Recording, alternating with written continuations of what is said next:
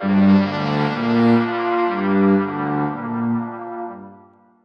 let's unpack this. Imagine a time, Yeah. uh, just profound chaos, political upheaval, society kind of breaking down. Sounds a bit familiar, maybe. Yeah, unfortunately. Now, picture a single person stepping into all that, Mm-hmm. that maelstrom, right? Not with soldiers, but just an idea. A really powerful idea. An idea so powerful it would fundamentally reshape, one of the world's oldest civilizations Yeah.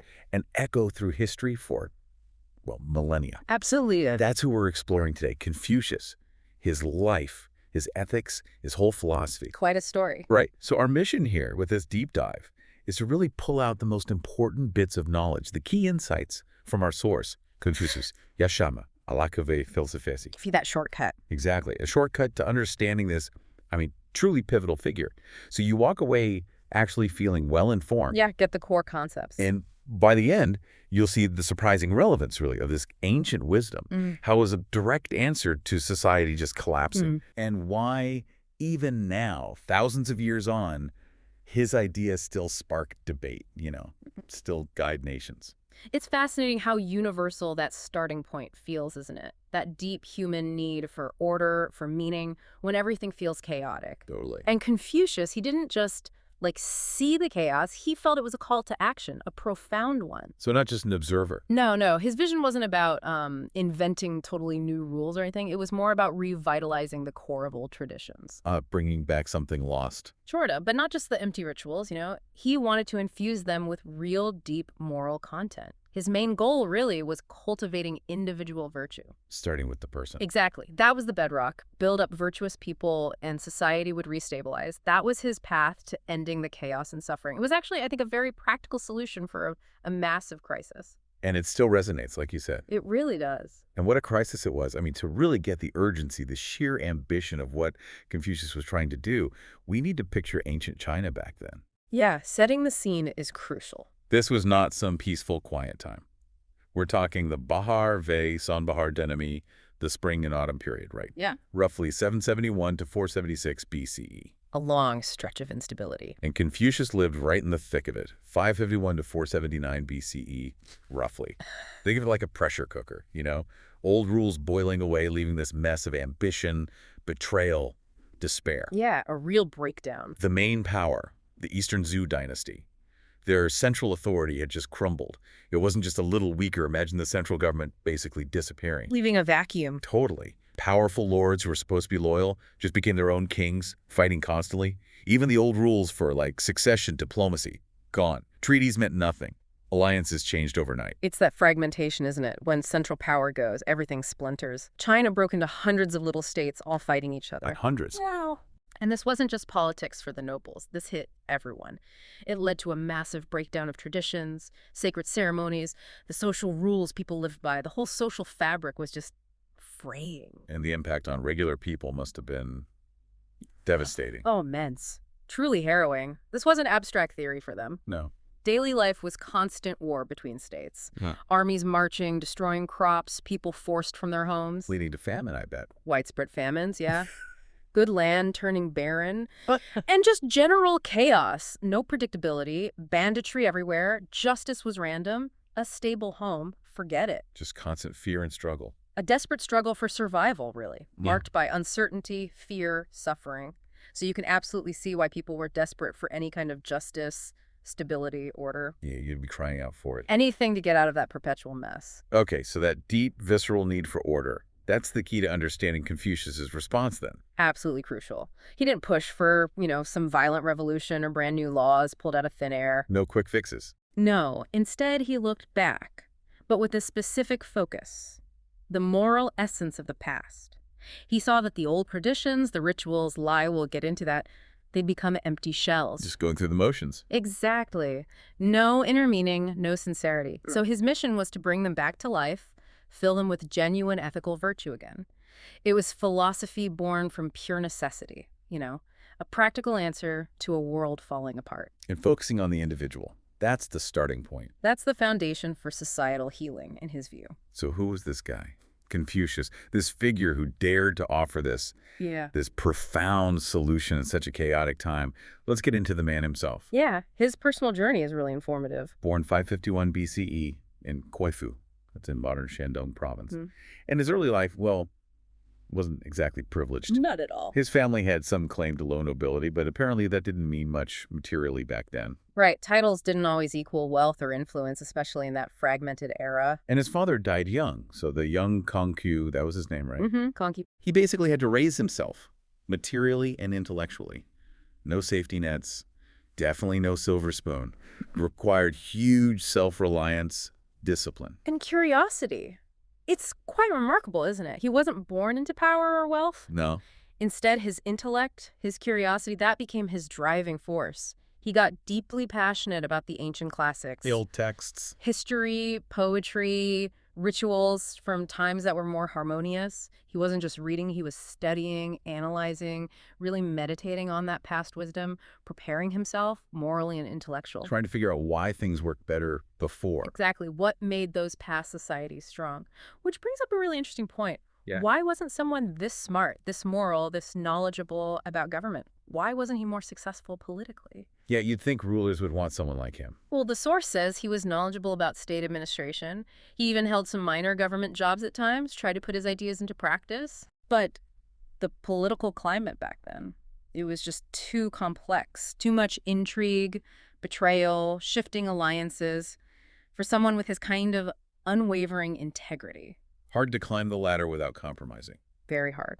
He often clashed with corrupt, self-serving rulers who cared more about conquest than ethics. Apparently, he preferred to just resign rather than bend his principles. Wow, that says a lot. His integrity might have actually held him back politically in that specific cynical environment. It seems likely. But despite those political frustrations, it really shows his character that he then made education, teaching, the absolute center of his life. The conscious choice. Yeah, not just a backup plan. A deliberate decision to pursue influence through ideas, through shaping character in others, instead of direct political power. He saw teaching as the long game, right? The way to make real, lasting change. Precisely. And that choice had this incredible ripple effect. He wasn't just a lone thinker. He became this revered teacher. Gathering students around him. A huge number, actually, fostering this intellectual community that would carry his ideas forward. And he wasn't just dumping information on them, facts about history or texts. No. Crucially, he taught them virtuous behavior, a strong sense of social responsibility. He wanted to mold them into the junzi, the ideal person, the gentleman. The exemplary individual. Yes. Instilling ethical conduct, their duties in society, encouraging them to be active, moral agents. So connecting that to the bigger picture, even though he wasn't a big political player in his own lifetime, Right. his teachings have this massive, enduring impact, way beyond any temporary government job. Far beyond. His ideas didn't die with him. His students carefully preserved them, expanded on them, spread them. They became the foundation. And guided generations. For millennia. His focus was always on individual ethics and how society functions fundamentally. That's why his legacy is so incredibly persistent. Which brings us right to the core, doesn't it? His ethical philosophy, the cornerstone of character, the blueprint for a good life and a good society. This is the heart of it all. And at its core, he believed humans are inherently good. Fundamentally, yes. Not perfect, obviously, but that goodness, virtue. It's a potential within everyone. It's not about fixing broken people. It's about cultivating something already there. Exactly. Cultivating that innate potential that might be dormant or underdeveloped. And he saw development as twofold, deeply linked. Okay. Developing yourself internally, moral maturity, and externally acting in ways that create social harmony. They feed each other. Internal growth leads to better external action and vice versa. Precisely. And here's where it gets really interesting. He laid out a set of 5 core virtues, like a moral compass for navigating life. Okay, let's unpack those. These are the big ones. These are absolutely foundational. They're not just abstract ideas. They're practical guides for everyday life, for society, even for government. And the most fundamental, the one everything else rests on, is Ren.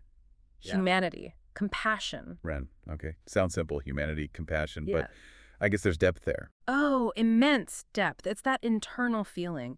Deep love, empathy, respect, kindness towards others. It's not just politeness or following a rule. It's the foundation for fulfilling your responsibilities to other people. So it starts inside. It has to. True virtue, he believed, comes from really understanding and responding appropriately to how others feel, what they need, seeing that shared humanity. Recognizing yourself in others. That's a good way to put it. That's the bedrock for ethical relationships, for the human bond with society. Without Ren, any outward show of virtue is just hollow, a performance. Right, like that merchant example you mentioned earlier. During a famine, Ren isn't just not price gouging. It's the inner feeling that stops you from even wanting to, because you genuinely feel for the people suffering. Even if legally you could get away with it, it's proactive compassion. And that translates into daily actions. Absolutely. How you treat your family, your neighbors, strangers. It's the wellspring inside you from which all the other good actions flow. Okay, that makes a lot of sense. The genuine empathy driving ethical action from within. But if Ren is the inner feeling, then Li, rituals and social order. That sounds like how Ren gets expressed outwardly, given form. Exactly. Li is this whole system: rituals, ceremonies, social norms, rules of proper conduct, everything from greeting an elder, state sacrifices, how to mourn. It covers a lot. Seems quite formal. It can be, but here's the crucial part Confucius stressed. Like, isn't just about conforming on the outside, rigidly following rules. It has to be backed up by that inner respect and virtue by Ren. Ah, linking them together. Critically. It's about knowing your role in society and fulfilling it with genuine respect, genuine responsibility, sincere intention. Before Confucius, maybe Li had become just empty rules for some. He revolutionized it by insisting the outer act means nothing without inner sincerity. So it's not just bowing automatically. You bow because you feel respect, and that feeling shapes the action. Precisely. And this applies everywhere. Respect in the family, proper conduct in governing the state. It's the framework for a harmonious, stable society. Think of it like the choreography of society. Okay, I like that. But it needs a heartfelt performance. Every step, every gesture, every interaction needs that genuine intention. Otherwise, it's just an empty ritual that doesn't build real harmony. Got it. Okay, next up, Yi, righteousness and justice. This sounds like the moral backbone, doing the right thing even when it's tough. It is. Yi is moral correctness, fairness, justice. Confucius taught that people have to prioritize what's right for society, what justice demands, over their own narrow self-interest or personal gain. That's a high bar. It is, especially for people in power or when facing tough moral choices. Yi demands integrity, the courage to do right, whatever the personal cost. And especially important for leaders. Absolutely critical for leaders, administrators. It mandates ethical governance, sets a clear standard. The public good always outweighs personal gain.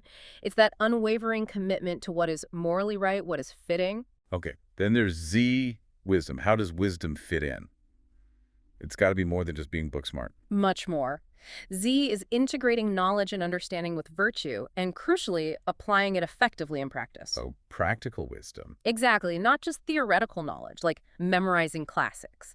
Z is the practical ability to see clearly, make the right decisions, and act appropriately at the right time in a given situation. It's discernment, sound judgment, foresight. Making sure your actions are not just good in intention, but also effective. Precisely. It completes your moral maturity. Good intentions are great. You need Ren. But without Z, your actions might actually cause harm or just be useless. Yeah, the road to hell. Right. Z isn't just academic smarts. It's knowing when to speak, when to listen, when to push, when to hold back. That practical discernment, ensuring good intentions lead to good outcomes. Okay. And the last one, which feels, very, very Confucian. Zhao. Filial piety. Family respect. Zhao. Profoundly important. The bedrock of his social philosophy. It's that deep respect, love, loyalty to all of them. Children owe their parents and by extension their ancestors. The family unit is central. The most fundamental, vital unit of society. It's the first training ground for all the other virtues, where you first practice Ren, learn Li, understand Yi through family duties. It all starts at home. It does. So Zhao is essential for strong family ties, for respect between generations. And crucially, harmony within the family is the necessary first step for achieving peace and order in the wider society. The microcosm. Exactly. It's the small version of the larger social structure. If you learn respect, responsibility, proper conduct in your family, you can then extend that outwards to your community, the state, everyone. That hierarchical but loving reciprocal family structure. That's the model for society itself, a fundamental principle for a stable ethical state. Okay, so pulling these virtues together, Ren, Li, Yi, Zi, Xiao. What does this mean for society's structure? He envisioned a hierarchy, you said, but a harmonious one. Yes. Inherently hierarchical, acknowledging different roles, responsibilities, but fundamentally harmonious. Yes. It's about knowing your place, yes, but not in a rigid, oppressive way. Not just being stuck. No. It's about understanding your role, the rights and the duties that come with them within this larger social web, how you fit in, how you contribute. The idea is when everyone understands and conscientiously does their part, Fulfills their obligations. right, chaos is avoided, harmony thrives. It's like an intricate dance, but one that leads to stability and collective well-being when everyone knows their steps and performs them sincerely. Which leads us straight into his social and political ideas, scaling these virtues up. And a key concept there was the ruler's virtue and the mandate of heaven, TMing. A cornerstone. Mandate of heaven. Sounds incredibly grand. Powerful. What did it mean practically for a ruler? It meant their power was sanctioned by heaven, Tianming. Huge authority, right? Elevates the ruler. However, and this is the absolute game changer, that mandate was conditional. Not automatic. Not at all. It depended entirely on the ruler being virtuous, just, and ruling for the people's welfare. Unlike other divine right ideas where power was absolute, Confucius said a ruler who abused people was unjust, tyrannical, lacked virtue. They could lose the mandate. Heaven would take it back. Essentially, yes. It was a major moral check on power. It stressed the ruler's immense responsibility to the people. It's an early, powerful form of accountability, linking right back to yi, justice, for leaders. So if you ruled badly, Neglected the people, caused suffering, heaven would withdraw its favor, and that would show up as disasters, discontent, eventually even justified rebellion. It actually legitimized changing dynasties if the ruler failed morally. that is truly revolutionary for that time. A moral limit on absolute power. And building on that, he also pushed for another radical idea, meritocracy. Absolutely revolutionary, especially in an age dominated by hereditary nobles. Confucius strongly believed government should be based on merit, on virtue, not just birthright. Challenging the whole system. Directly. Power was almost always inherited then, regardless of competence or morals. He said, no, the best people, the most virtuous, the wisest should rule, wherever they came from socially. And that idea had legs. Huge legs.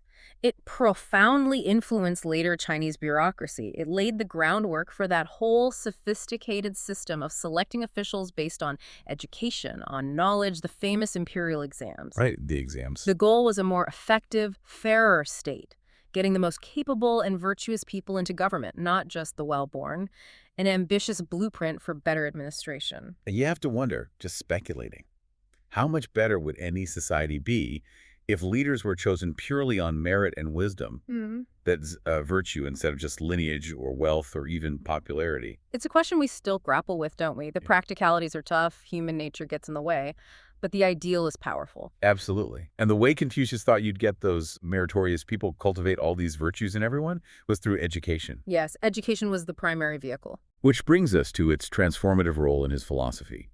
For him, education wasn't just cramming facts, passing tests. No, not at all. It was a tool, a profound, lifelong process for developing character. Less about filling a bucket with info. More about lighting a fire. Exactly. Igniting that inherent goodness inside someone, helping it grow, transforming them into that virtuous Junzi. And what was truly radical for his time was accessibility. Right, you mentioned that. He insisted education should be open to everyone, regardless of social class. That flew right in the face of a society where learning was usually just for the elite, a way to keep power. He opened the door. Democratizing virtue, almost. In a way, yes. It shows his deep belief that virtue wasn't just for nobles. Anyone could cultivate it with effort and guidance. And the ultimate point of this education. To internalize the virtues? To learn them, internalize them, and ultimately live them. Embody them. It's the practical application of the whole ethical system. Through study, reflection, practice, people didn't just know what's right. They became virtuous. Living Ren, Li, Yi, Zi, Xiao. Exactly. And this focus on education was crucial for the survival and spread of Confucianism. It wasn't just a philosophy. It embedded itself in the culture through learning. It created virtuous citizens, capable administrators, fostered that meritocracy, ensuring the ideals were passed down and practiced for generations. So after Confucius passed away, did the ideas stick Ew. or fade? Oh, they definitely stuck. His students were vital. absolutely crucial. Observing the teachings. Meticulously, systematizing them, organizing his sayings, dialogues, those became the foundational texts, the bedrock of Chinese intellectual life. And then, centuries later, during the Han Dynasty, a huge moment. What happened? Confucianism wasn't just one school of thought anymore. It was officially adopted as the state philosophy. Wow, that's big. Transformative. It profoundly shaped China's education, government, law, the whole social structure for centuries, basically molded the identity of the civilization. And it spread beyond China, too. It did. Its emphasis on family, respect, harmony, virtuous leadership, that resonated in other established cultures nearby. It was adapted, of course, but significantly shaped societies in Korea, Japan, Vietnam. Shows its universal appeal, I guess, its adaptability. Definitely. Proving that core principles could work across different cultures and still offer a compelling way to structure society. And fast forward to today, the 20th century, 21st century. Confucianism isn't just history, is it? It's still actively debated. Far from it. It's both revered as cultural heritage and, yeah, a focal point for intense, sometimes pretty passionate modern debates. What are the main lines of argument?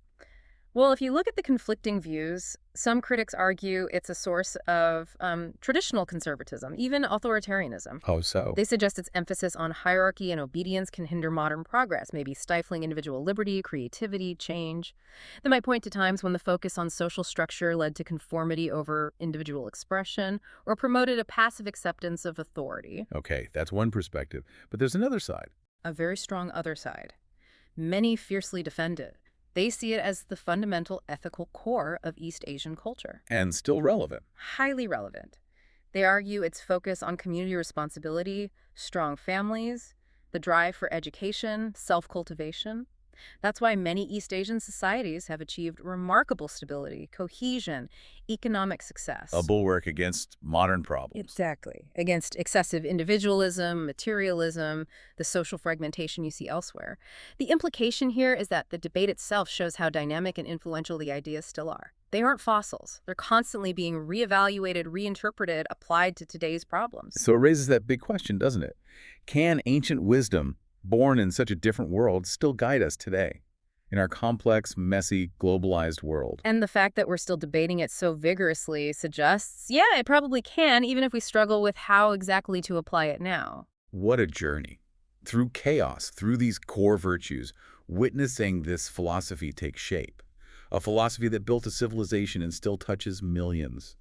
From that chaos of the spring and autumn period, Confucius offered a path, not through force, but through cultivating character. Starting with the individual. We saw Ren, that deep humanity, Lai, the rituals needing sincerity, Yi, the commitment to justice, Zi, practical wisdom, and Shao, filial piety anchoring society in the family. A holistic system. For personal growth and social harmony, plus those radical ideas. Meritocracy, the mandate of heaven as a moral check, and education for everyone. And if we connect all that back to the bigger picture, Confucius really hammers home the point, doesn't he? That the state of society really begins with the state of the individual. Yeah, you can't separate them. His call for constant self-cultivation as the foundation for social order. It poses a pretty sharp question for us today, I think. In our world, overflowing with information, often split by divisions, always looking for external fixes, where should we really start the quest for order, for harmony, for well-being? Out there with new laws, tech, politics? Or should we maybe start within ourselves?